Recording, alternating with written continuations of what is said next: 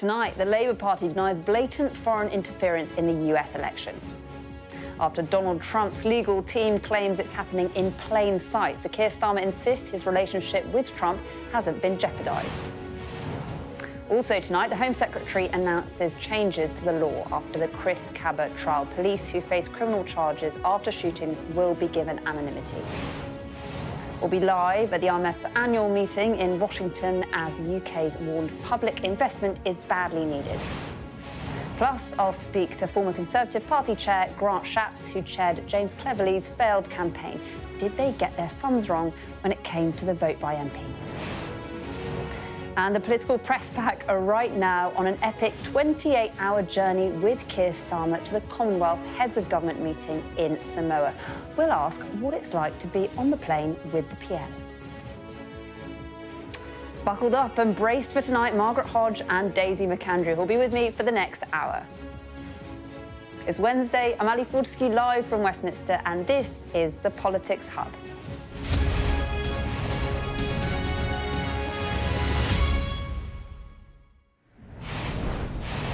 Hello, welcome to the Politics Hub.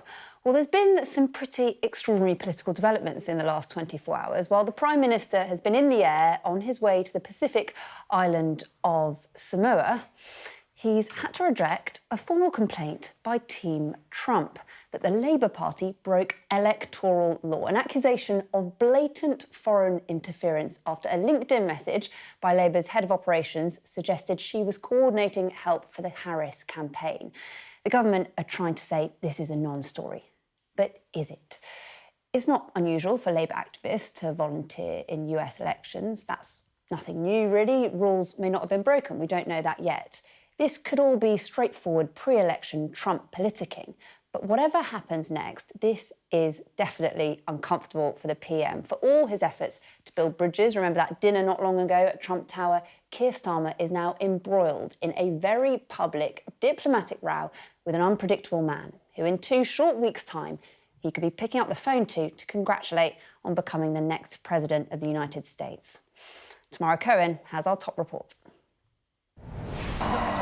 A presidential election being watched closely all over the world and attracting political campaigners from overseas too, including the UK. Now the subject of a transatlantic row. The Labour Party's head of operations posted online last week that nearly 100 Labour Party staff, current and former, were heading to battleground states and said she had another 10 spots available, promising, "We will sort your housing." The Trump campaign's lawyers have quoted that post in this explosive letter to federal election authorities, calling on them to investigate the Labour Party for blatant foreign interference in the presidential campaign. They say paying for travel or accommodation or any use of party resources to organise the trip would breach US laws on foreign national donations. Labour deny any wrongdoing. Angela Rayner, standing in at Prime Minister's questions today, insisted the volunteers had paid their own way. Will the Deputy Prime Minister join me in applauding the brave Labour staff members who've travelled across the Atlantic to campaign against Donald Trump? People in their own time often go and campaign, and that's what we've seen. It happens in all political parties. People go and campaign and they do what they want to do in their own time with their own money. This former Labour staffer volunteered on the 2008 Obama campaign. This is something that people do as a holiday, as hard as it can be to believe. The Trump campaign is engaging in a well-worn political stunt to try and grab some attention in an incredibly close election. Senior members of Keir Starmer's team met campaigners for Harris at the Democratic Convention in Chicago, also noted by Trump's lawyers. Labour say they did not assist her campaign. Oh, I'm non-controversial and shy, compared to you.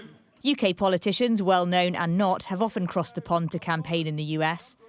The Prime Minister, travelling to Samoa, played down the row, pointing out he had a 2-hour dinner with Donald Trump in New York last month and said the two have a good relationship. This former Conservative minister has recently been campaigning in the US too, but for the Democrats. Is this a problem for Keir Starmer? Is this going to have ramifications?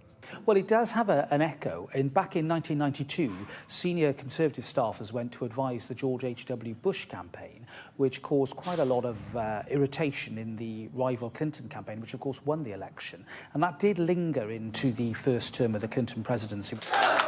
Even if nothing comes of this investigation, the risk is if Trump wins, it could leave a sour taste to the special relationship. Tamara Cohen, Sky News, Westminster. Well, in a moment, we're going to be hearing from our US correspondent, Mark Stone, who's in Washington. But first, let's get more from Tamara, who's with me now. Tamara, do you think this is going to blow over? I can't work it out.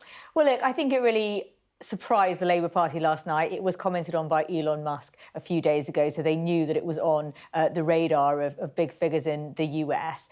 Keir Starmer was asked on his plane to Samoa, to the Commonwealth Summit, where he's trapped with many journalists, if this would jeopardise the relationship with Donald Trump if he wins. And he said no. They met in New York for dinner, met for the first time a couple of weeks ago. They spent 2 hours together. Trump travelled up from Florida for that dinner. He even lavished praise on Keir Starmer's election win. And they've been really trying hard to build links with the Trump team, with David Lammy meeting J.D. Vance as well. And he called Donald Trump, Keir Starmer, after his assassination attempts. They've been really trying to build links there. So is this going to dash it all? Well, I think all really depends what happens at the start of November, whether the Trump team actually win and whether they pursue any of the allegations they make in this letter from their lawyers. It has happened before that foreign campaigners have been fined. The Australian Labour Party campaigned for Bernie Sanders in 2016, apparently broke the rules on paying for travel, and they were fined $14,000. But it took about 2 years, and it depends on how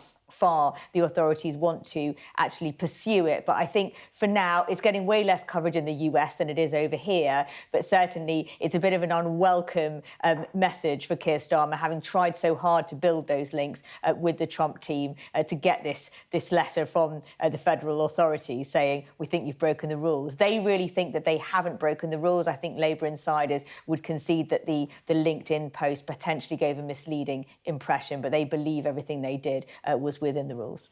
It's a really interesting point you make about how much is being publicised here versus in the US, and someone I'm sure that can tell us about that is Mark Stone, who's in Washington now. So we've heard a bit from the UK perspective.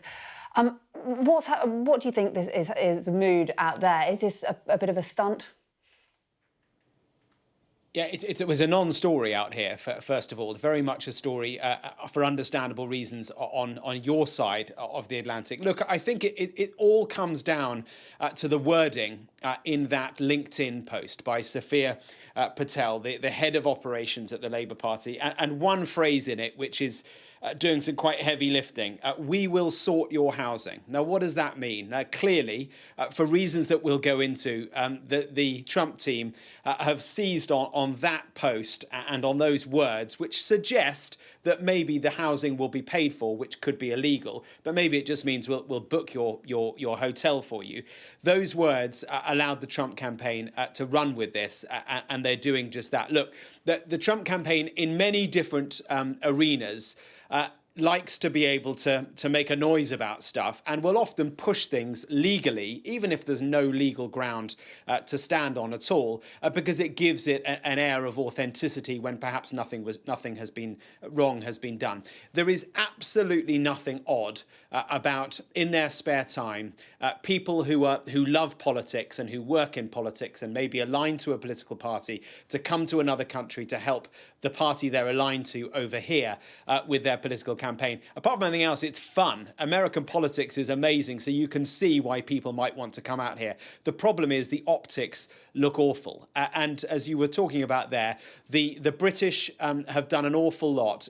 The British embassy here have done a huge amount of groundwork in trying to make inroads with the Trump campaign, as they should, as is their job, in order to make sure that Britain is in a good place should Trump win. They're doing the same with Kamala Harris. It's a bit easier with the Harris campaign. And so you can imagine that when that post on LinkedIn came out, which was very quickly deleted, which kind of says it all, there was a head-in-hands moment at the British embassy here in Washington, I'm sure, because optically it just looks awful. And we should mention Elon Musk, the owner of X. I mean, he's been a part of this, hasn't he? Yeah, no, he is getting a lot of coverage over here. There's no doubt about that. You know, some suggesting that this isn't actually a Trump-Vance ticket. It is a Trump-Musk ticket, because Elon Musk, the man who once called, who had nothing nice to say about Donald Trump, is now in his inner orbit. Some suggestion he may even have a place in the White House in a Trump cabinet. And he seems to have it in for Keir Starmer. Remember, months ago during the, I think it was the riots in Britain, Keir Starmer was... Keir Starmer was struggling with that, and Elon Musk was putting his oar in. Quite extraordinary stuff back then. Keir Starmer didn't invite him to the Global Investment Summit in the UK last week. And so some suggestion maybe Elon Musk has got it in for Starmer, and that he perhaps is pushing this legal case. I don't know, to be honest. Whether that's got any legs, I'm just not sure. A lot going on in the US tonight, Mark. I also want to ask you about Kamala Harris, because she has been on the attack tonight. She's been speaking in Washington, hasn't she? Yeah, no, look, this is, you know, what we've just been talking about, a bit of a side story, clearly a big one in the UK. But what is really making the headlines here is comments last night that John Kelly, former chief of staff in the White House under Donald Trump, made about his former boss. John Kelly, for quite a few years, has been not on the same page as Donald Trump. He fell out with him in a big way. But he is now painting a picture of his former boss that is startling, to be frank, talking about how he admired Adolf Hitler. We'd heard noises about this apparent admiration that Trump has for Hitler in the past, but it had been in books. It had been unnamed officials. Now, on record, and indeed the voice of John Kelly, talking about just how dangerous he thinks Donald Trump is, and how he is not just a narcissist but a fascist, the textbook definition of a fascist. That prompted Kamala Harris, in rather an unusual way, I have to say, at her residence here in Washington, looking vice presidential, to come out and make a few comments. Have a listen. This is a window into who Donald Trump really is, from the people who know him best, from the people who worked with him side by side in the Oval Office and in the Situation Room. And it is clear from John Kelly's words that Donald Trump is someone who, I quote, certainly falls into the general definition of fascist, who in fact vowed to be a dictator on day one and vowed to use the military as his personal militia to carry out his personal and political vendettas. What's interesting is that the Harris campaign has switched its focus. A few weeks ago, they were focusing not on negative Donald Trump, but on their own positive future as they saw it. Joy was the word at the convention, the Democratic convention. They've shifted now quite quickly to a clear, an argument that they believe that Donald Trump is a clear and present danger to the country. Mark in Washington for us there, thank you so much. Well, joining me now is Chairman of Republicans Overseas UK, Greg Swenson. Thank you so much for joining us on the Politics Hub this evening. So what do you make of all this? I mean, do you think this is part of Donald Trump's politicking, his gameplay in the build-up to the election, or is it something bigger? I don't think it will turn into something bigger, Ali. And you bring up a good point. It's not really the big news here in the U.S. I think it was right of the Trump campaign to at least file some sort of inquiry with the Federal Election Commission, just to make sure there's no laws being broken. There might be some price limits on how much can be spent without being considered an in-kind contribution. But I don't think it really blows into some really enormous diplomatic crisis. I think Keir Starmer's comments were pretty good. I think it was wise of him to come out right away and address it. And the party statement was good as well. I think it goes back to, as Mark put it, just bad optics. It was bad timing and bad optics. So, but I do think it will blow over. You say it's bad optics. I mean, it really is quite bad optics. This is someone that's trying to build bridges with Donald Trump. I mean, do you think it reflects on the Prime Minister, or do you think it's more the Labour Party? I think it's just the party. I think that it sounds like, this was just a mistake, quite frankly. The LinkedIn post was not well worded. It wasn't very specific. It left, some questions unanswered. And I think that was the problem. So, they've addressed it, and they've clarified that, that nobody's going to be paid or that, the costs will not be reimbursed, that's probably wise, but that wasn't clear in the LinkedIn post. And also you have to consider the context of this. The Trump campaign has a bit of scar tissue from the Russia collusion hoax 8 years ago, where the media here in the US really ran with it for 2 years. It turned out to be a complete fabrication from the Clinton campaign. And then, of course, you had more recently the lawfare here in the US, with the Justice Department, going after Trump, keeping RFK off the ballot, keeping Dean Phillips, who was the congressman from Minnesota, keeping him off the ballot in several states. So, there's a little sensitivity and context to be considered. And also, you mentioned Elon Musk. This is interesting timing, this news, because it coincides with the news about the CCDH, really going after Twitter and going after Elon. And so there's some sensitivities around censorship as well. But I guess, look, people have volunteered, Labour activists have volunteered to help in the US for a long time. That's nothing new. Is there an element of mischief about this? No, I don't think so. I mean, if it wasn't for the LinkedIn post, this would have gone unnoticed. I don't think they probably regret it now. And I don't think that the British volunteers knocking on doors in the US, I don't imagine it's going to work. They tried this, The Guardian tried this with the Pen Pal project back in 2004, and it really backfired. It's one of the reasons that George W. Bush won Ohio was because of The Guardian Pen Pal project trying to, interject themselves into the US election. So yeah, there's some sensitivity around election interference because of the lawfare, because of the Russia collusion thing. And so, I don't think this will work. I think if anything, they want to just dial it down at this point. But given there's so much sensitivity, did he need to dial it up, Donald Trump? Yeah, I think in many ways it was, you mentioned at the beginning that, this was kind of a campaign, I wouldn't call it a stunt, but, this is something that works for the Trump campaign right now to show that, election interference is not something that they want to endorse. So it's a gameplay, really, yeah. Yeah, I think there's a certain element to that, but it is the last 2 weeks of the campaign. You're seeing a lot of the similar stuff coming out of the Vice President Harris campaign right now. So, I think it's sort of that time of year, or that time in the cycle where you're going to see this. It's actually brought some attention to it, and I think that probably works for the campaign. All right, thank you so much for talking to us, Chairman of Republicans Overseas UK, Greg Swooson. And that story is likely to feature in tomorrow's papers. We'll have our extended press preview from 10:30 this evening with tonight's news and tomorrow's headlines. Joining us will be the Times chief political correspondent Aubrey Allegretti and the Telegraph's deputy comment editor Annabel Denham. Well, let's bring in our duo for this evening, shall we? The former Labour Cabinet Minister, Baroness Margaret Hodge, and the broadcaster and journalist Daisy McAndrew. Thank you both. Lovely to have an all-female panel. What do you think? I mean, you, Margaret, we were talking about this before. You think this has all been overplayed? I think it has been massively overplayed. I think it's a stunt, a tactic, and I think also it's to divert attention, really, from the John Kelly statement around the fitness or otherwise of Trump to be president of the United States. Can I just say, I know we're nerds, us politicians, but lots of us love elections. I love knocking on doors and encouraging people to vote for my party. It is really, really good fun doing it. And I think you've got a lot of volunteers going over there. Can I just say, in 2010, I fought the BNP, Nick Griffin, who was then the leader of the BNP.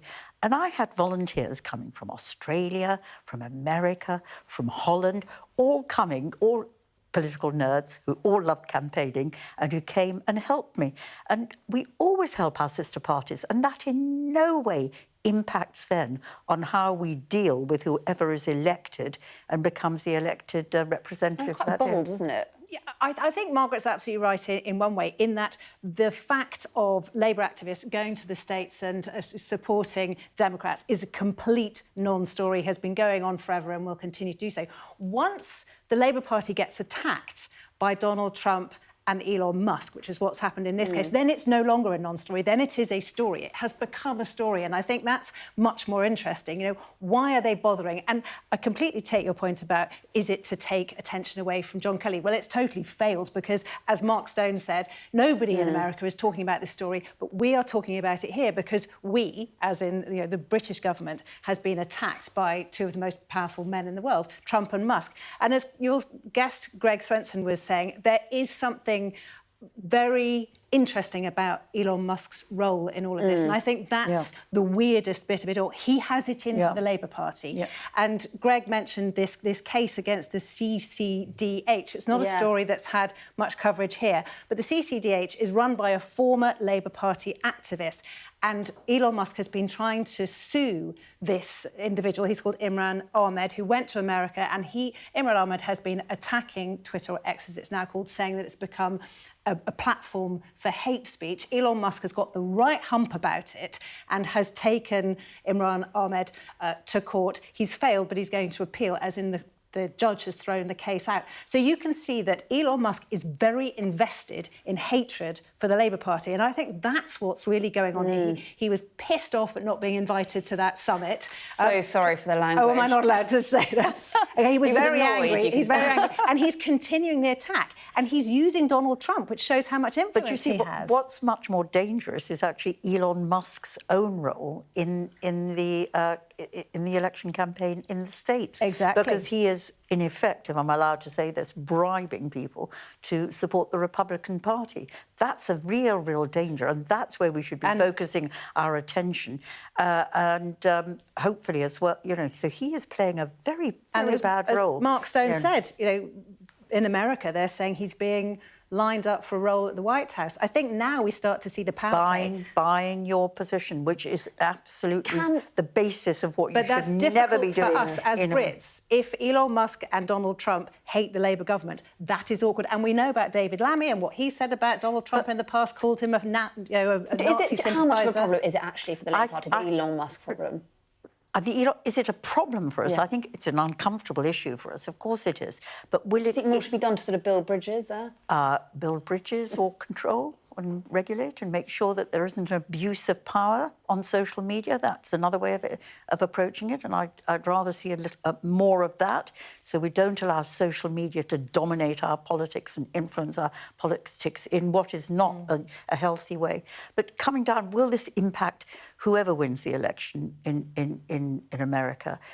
We will work with them because we have the interests that we have with them are so central. We're both democracies. We will have the economic interests. We'll have the security interests. There's too much that binds us, and I think whatever we're doing in the short term, this little bit of, I think it is, it's an inflated story today. Whatever happens to this inflated story, I think we will settle down and have a relationship with whoever becomes the president in the United States. Okay, we're going to come back to you. Thank you both. Really interesting discussion already. You're watching the Politics Hub. Coming up. The lobby have packed their eye masks and compression stockings and are on board with Sir Keir Starmer on his mammoth 28-hour flight to the Chongqing summit in Samoa. Currently somewhere over the Pacific, but it's not all in-flight gin and tonics and incredible access will reveal what it's really like to be up and away with the PM. Armed police officers who are charged will remain anonymous unless found guilty. It comes after the firearms officer who shot and killed Chris Cabba now has a bounty on his head.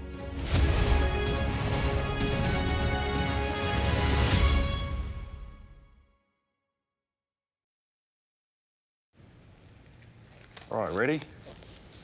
Not really. We've heard it could be painful. A bit more pain now. More money to spend. But will it be as the government claims? Ow! The pain now is just too much to bear. Temporary pain for long-term gain. Right, all done. Not bad, actually. The Budget, the full story, first on Sky News. I'm James Matthews, and I'm Sky's US correspondent, based here in Washington, D.C.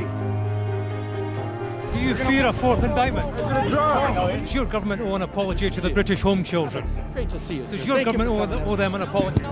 The fact that they were intercepted, does that indicate a military weakness on the part of Iran? No. Free, wherever you get your news. There's no doubting the strength of this hurricane as it roars through. You can feel a devastating power. It had been a difficult night in a deadly storm. Bang, bang. You can hear it hitting the windows. Our houses are okay. It's depressing. As bad as all of this is, it could have been much worse. Today, this land they call sacred is at the heart of America's electric car revolution. To me, it's a sacred ground. The white gold rush is a race that Biden doesn't want to lose. I've covered some of the biggest stories in the world. Donald Trump, 45th President of the United States, it would appear is about to learn his fate. Escort coming out! San Quentin houses America's largest death row. They rarely allow cameras onto the condemned block. James Matthews, Sky News. I want to be treated equally like everyone else. It's one step closer to getting out, to getting off death row. Sky News. Get the full story first. Mr. Trump, James Matthews from Sky News. Hey, James. You're diminished by claims that you're a racist. The question? Mr. Musk, has your ignorance and ego cost Ukrainian lives? Vladimir Putin calls you outstanding. What do you call him, sir? He's from Sky News. He's entitled to ask me questions.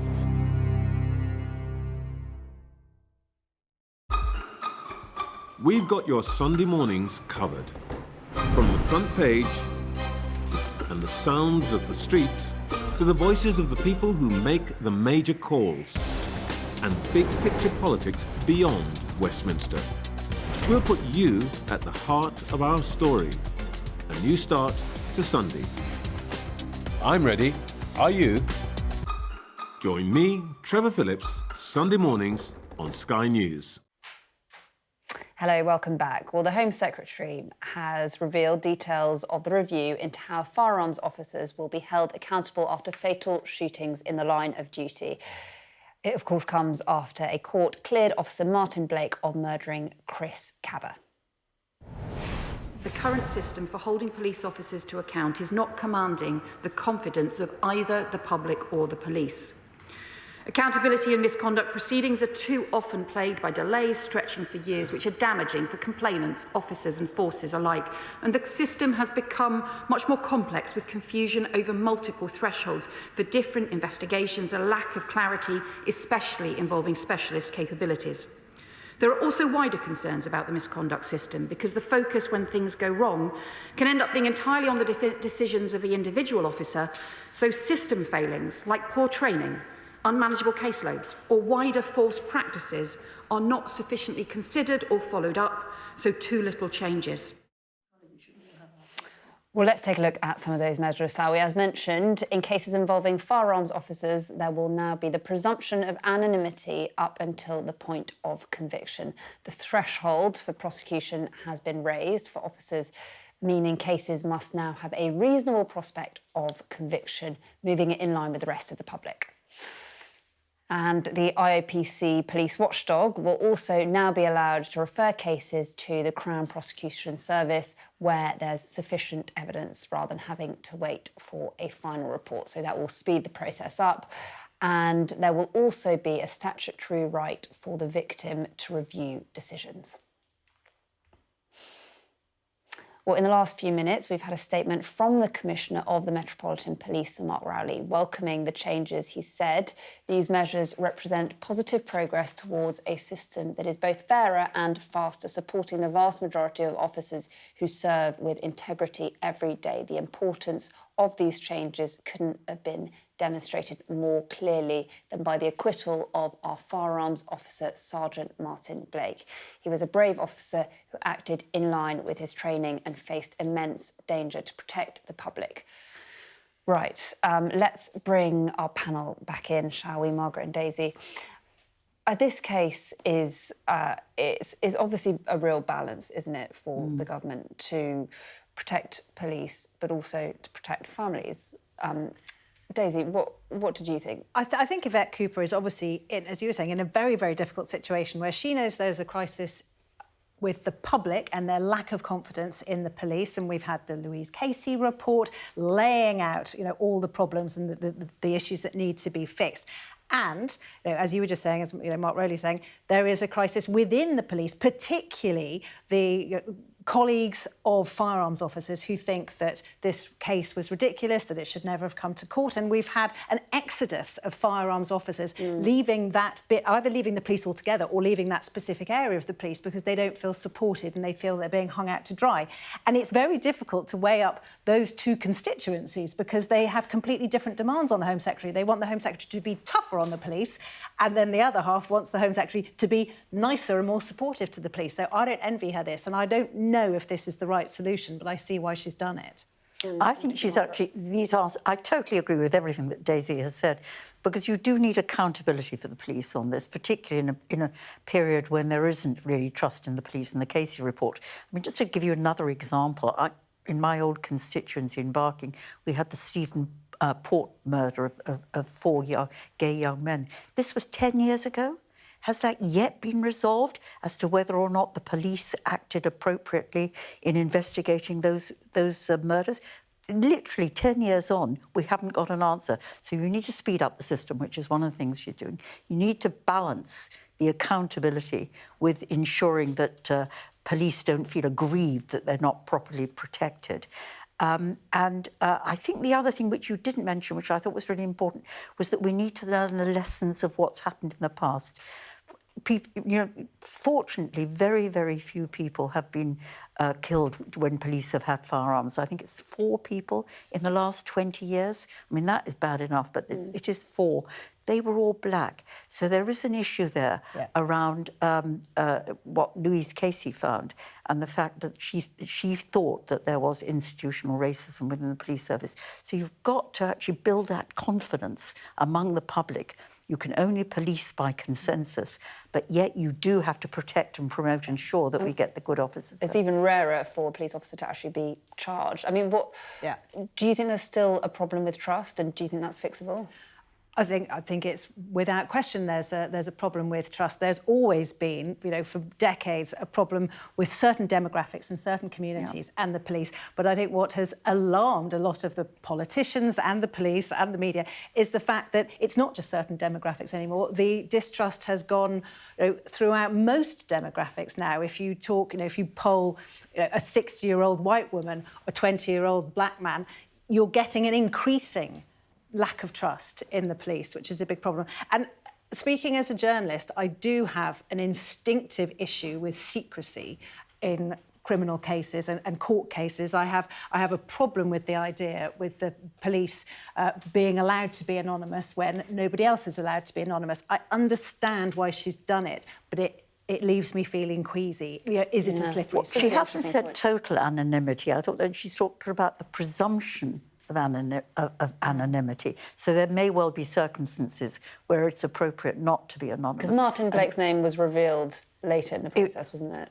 After he was found not guilty. And we've also got to say that, in a way, British justice, it is a sort of good thing about British justice. That was a jury trial, and he was found in 3 hours to be not guilty. And I think that gives me confidence somehow in at least the judicial system. But of course that makes people say, if it only took them 3 hours, why on earth did this case go to court? And I get that. And, he has a bounty on his head. And I see that that's the danger that naming these police officers gives. But the other thing of not naming police officers, when we've had police officers doing heinous things in the last few years, once their names came out, then other victims came forward.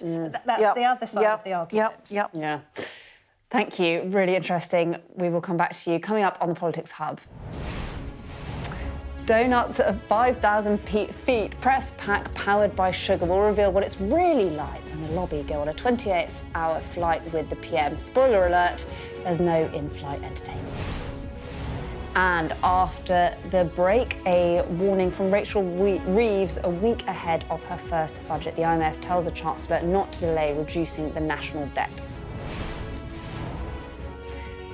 spreadsheet schemer, that's a bit of a tongue twister. Grant Shapps, blamed by some for mucking up the mass of James Cleverly's leadership bids, sketches out his hopes for the future of the Tory party. Stay with us.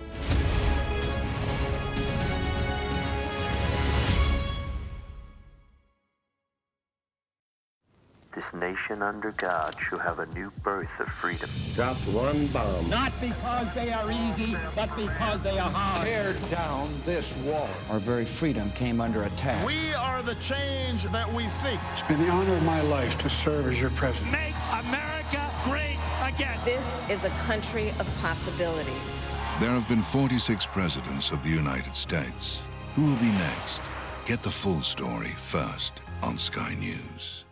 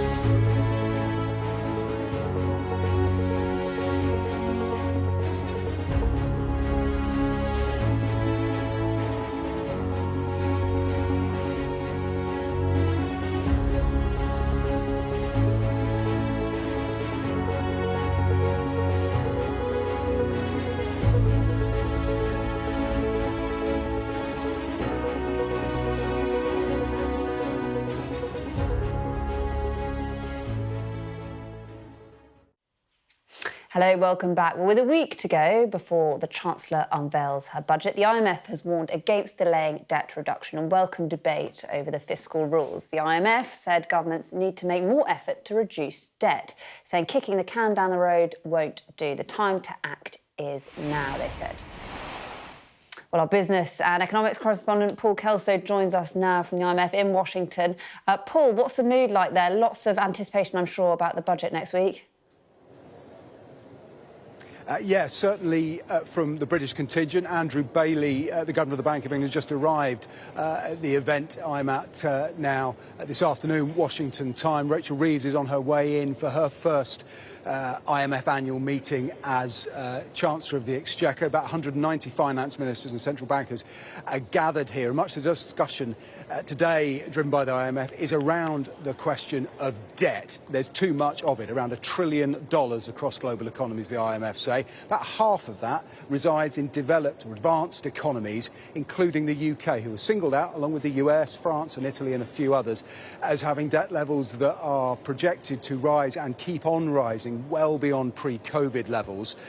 And they say now's the time to take action to bring debt down. Interest rates are falling, inflation is falling, there's a bit of room for manoeuvre, but all of that, of course, is in the context of Rachel Reeves' first budget just a week away today, and we understand she is going to be focusing, as well as trying to meet that issue of bringing down the debt, but on borrowing more to invest. So I asked the Director of Fiscal Responsibility at the IMF this morning what the UK's consequences would be if she sought to borrow more. In the United Kingdom, as in many other advanced economies, public investment as a percentage of GDP has been trending down. And given challenges associated with the energy transition, new technologies, technological innovation, and much else, public investment is badly needed. So I think Rachel Reeves will take some heart from those comments. It gives her a little bit of ballast that the IMF is supporting public investment. That public investment should be protected even as governments act to bring down debt. There's the Chancellor in this long run from walking into number 11 and finally delivering the budget. It must feel like quite a lonely place. Everybody's got lots of advice. Everyone's telling you what not to do. Not many people with advice on what you should do. So the IMF helpful there. And here at least, as she meets with finance ministers, particularly those from advanced economies, she will find plenty of individuals who are in the same boat with this, grappling with this challenge of high levels of debt, low growth in developed economies, and what on earth you do about it. Next week, we'll find out. Paul Kelso in Washington for us. Thank you very much. Now, we haven't talked about the Tories for a while, but with just 10 sleeps to go, can you believe it, until the result in the Tory leadership contest, otherwise known as Rishi's Reprieve. I've been speaking to former Cabinet Minister and Vice Chairman of the party, Grant Shapps, about the contest and the two candidates in the running. They are both seen as being on the right of the party. You aren't necessarily. Do you worry about the direction they could take the party in? Well, I think in the end, if you're going to win elections, you've got to be where the public is. And the public in this country is broadly centre-right. They believe in sensible, smart, government, country well run. Actually, that's what Conservatives believe in. So with either Kemi or Robert, as long as they kind of recognise that we don't need to be chased off our ground in order to win elections. In fact, we lose elections when we're divided and or Labour come and sit on our territory. That's what Keir Starmer's done, completely dishonestly, because in the end he's got himself elected. And then, remember that change message and all the rest? He's gone and broken all those promises. They're about to tax us. So, we just need to be where we should be as a Conservative Party, on the centre-right, and either Robert or Kemi should, as long as they do that, they keep us there, then that will give us our very best opportunity. Are they doing that right now? Robert Jenrick talking about immigration, leaving the ECHR, Kemi Babe not talking about war on work. Are they doing that right now? Also, I think the answer to that is they're appealing in a different election right now to Conservative Party membership, which is, by definition, people who take the time to go and not just decide to vote for, but pay money to be part of an organisation, are probably more dedicated to the cause. So they may well have perfectly, good reasons for stressing different parts of this. The test will be after the election's over. If either Kemi or Robert don't recognise the ground in which you have to occupy to win elections, and by the way, the correct ground to occupy, I think, to make this country a better place, with enough vision as well to know that our children are going to be better off than we are and their children and so on, then they will have to demonstrate that they have that vision for the country, and it exists in the centre-right ground. So no, if Kemi came in and the only thing she was ever talking about is an anti-woke campaign, it's all very well, gets you hot under the collar, fine, but it doesn't put bread on the table. It doesn't give your kids a great education or cut the waiting lists or all the bread and butter issues. I think she's wise enough to know that. Similarly with Robert, yes, immigration, massive issue, particularly illegal immigration. First job of any government, must be to secure its borders. So I'm actually all in favour of taking pretty tough action as far as that stuff's concerned. But if you make it your only objective, or are seen to, the last government stopped the boats became, such a clear-cut pledge that if you let down on it, then you're not only letting the country down, but actually you're sinking yourselves as well. So he won't be able to be leader of the opposition if that were the only thing he ever talked about. I don't think that's going to be the case with either of them, but I think it will be an interesting test of their leadership to see how quickly, or whether they've already realised that, and how quickly they're able to adjust to an agenda that helps them to, help us win the next election. So just to be clear, it sounds like you think they need to change tact after... It's not that I think that they need to forget the things that they believe in. Like, I do think there's too much woke in this country, and I do think we need to control immigration. But I also know for certain that they won't be able to win over the country unless they show that they care about the bread and butter issues that worry families up and down this land. Do you not think they're doing that right now? Yeah, but they're not. But they don't need to right now. That's the point, because they're in a different election. When it comes to the next 4 years, the lead up to a general election, they will absolutely need to focus like a laser beam on the issues that people are really worried about day to day, and that Starmer increasingly, obviously, is not addressing. And I hope that both of them, either of them, would be wise enough, and think that this is the case, to recognise that and then address the things that really matter. Let's bring our panel back in, shall we? A sort of coded message to the leadership contenders there from Grant Shapps saying, be careful, warning they need to move to the centre ground? Well, it was a sort of statement of the bleeding obvious to my ears, as in he was saying, well, at the moment they're trying to appeal to Conservative Party members, but then they'll have to completely change their tune when they're trying to appeal to the general public. And leaders have always done that. Keir Starmer did it. In his leadership election, you appeal to the constituency you're talking to, and then you change your tune when you're trying to appeal to a bigger constituency. But I think he omitted to say that reform is the big threat there. And if they tack to the left, where that's why they lost the election. They didn't lose the election because the Labour Party was doing brilliantly. They lost the election in a lot of those constituencies because of reform eating them.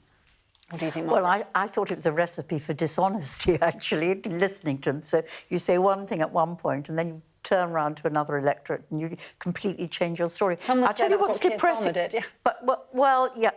I think what is depressing about this is you do win elections from the centre. We all know that. I would say centre-left. Grant Shapps said centre-right. Margaret Thatcher didn't necessarily win from the centre, though, did she? I think she did. She cared very much about the issues that are really, about sort of cost of living, all those sort of the economy, work, all those things that matter in the centre. What I find depressing, even as a Labour politician, I think democracy only works well if you've got an effective, strong opposition.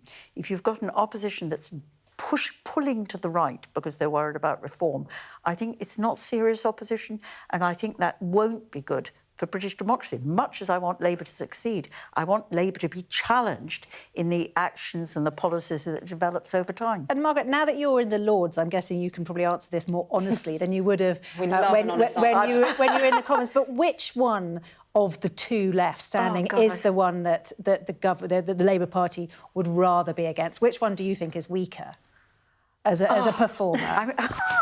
That's a terrible question, because I think they're both terrible. I think actually... But one must be more terrible. I just cannot...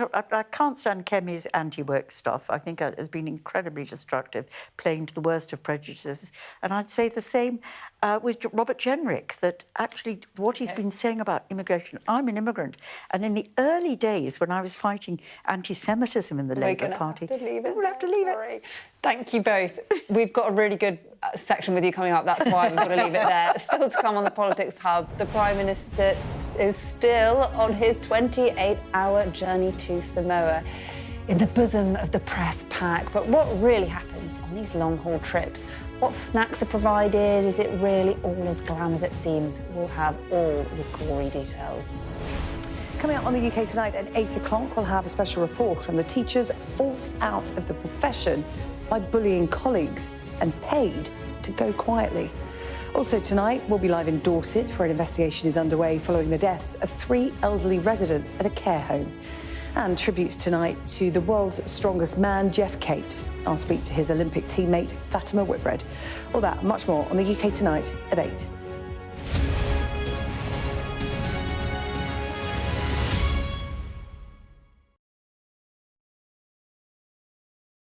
We're rolling. Welcome to the world. Our new podcast, starting now. It's very exciting. Every week, we'll be reporting from the world's trouble spots. We get to hold those in positions of power accountable, and we get to ask the questions that the audience, the listeners, want to know about. And that's why it is so important that people tune in, come along for the road, come along for the journey. It'll be fun. I'm Martha Kellner and I'm Sky's US correspondent based here in Los Angeles. Sky News, the full story first. I'm Martin Brunt and I'm Sky's crime correspondent. I'm David Blevins and I'm Sky's senior Ireland correspondent. I've spent 30 years reporting the journey from conflict to peace. Free wherever you get your news. I'm Neville Lazarus and I'm Sky's reporter based in Delhi. Our app gives you the very best of Sky News wherever you are. Breaking news, videos, analysis up at 6%. Podcasts, watching us live. Joins us live all in one place and all at just the touch of a screen. The Sky News app. Get the full story first. We are under Israeli military restrictions in terms of some of the things that we can film, but it's important to be in there. What a slow drive for the president as he approaches his golf club. 4 more years! Free wherever you get your news. I'm Mark Stone and I'm Sky's correspondent based here in Washington, D.C. Play Sky News. From the Sky News Centre at 7. Now that you're up to date, we can go into a bit more detail. Things can change incredibly quickly. Taken by surprise. Have you ever known a moment like this in British politics before? Yes. Cheers. We'll start with breaking news. Let's get the latest on the ground. So, by the end, we'll hopefully all understand what's going on in the world just that little better.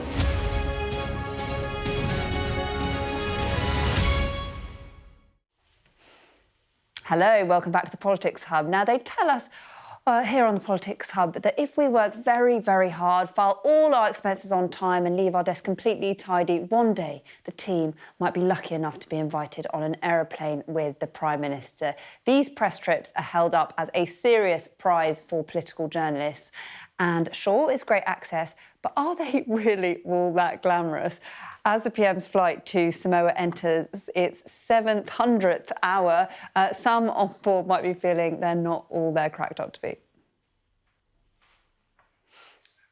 Well, here is a bit of an insight into the goings-on board. The Times' Jerry Scott posted this on X. Here we go.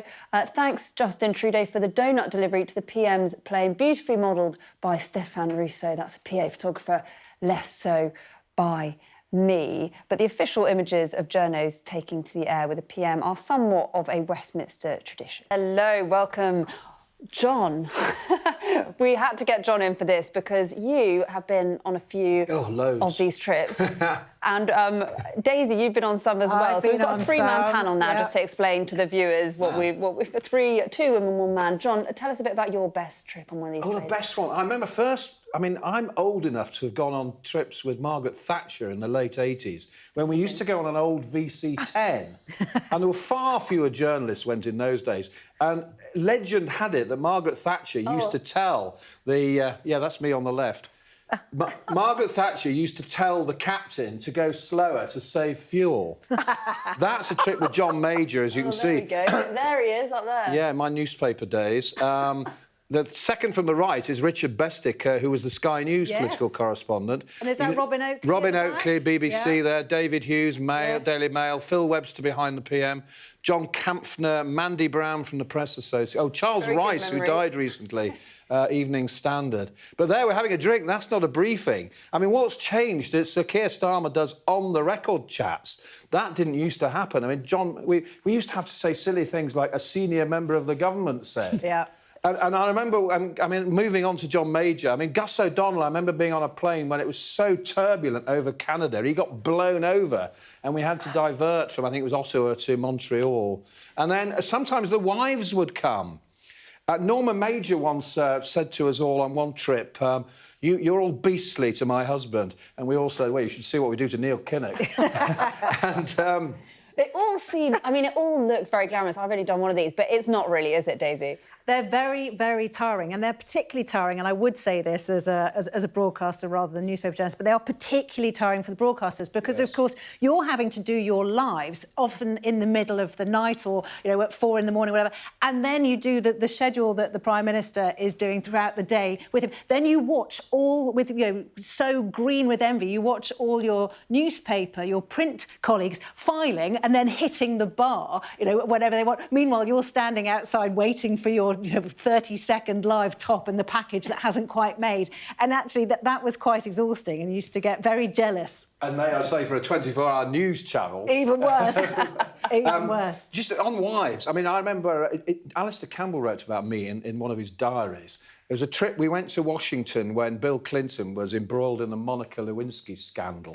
And Cherie Blair was on the trip, and one of my old tricks was to, when the PM's spokesman came down, go up the plane. And I remember chatting to Cherie, are you nervous about dancing with the president at the White House ball?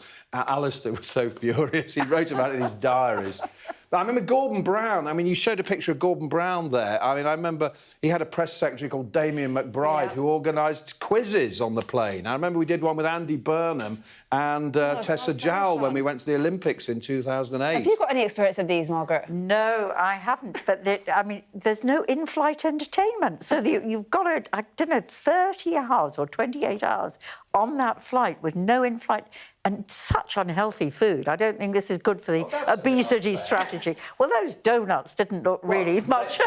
They were brought onto the plane at Winnipeg in Canada. And so was the rest of the food healthy? I mean, it's essentially business class. I mean... and everyone's rushing to be in that picture, aren't they? Days, the but RAF actually, people. if you think about the relationship with journalists and politicians, it's a bit tense. They're being locked up in this machine for... But as Ali said, journalists would, you know, sell their right arm to get onto these planes because the access is amazing. Although there is always a bit of a two-tier, because often you'll have some journalists in economy, some journalists premium economy, and then some of the execs, you know, their bosses or the political editors will be in the posh seats. Leave it there, I think, unless it's really quick. No, I don't think we've got time. Everyone rushing to be in that picture with the Prime Minister in... John, you did very well in that. Thank you so much for watching.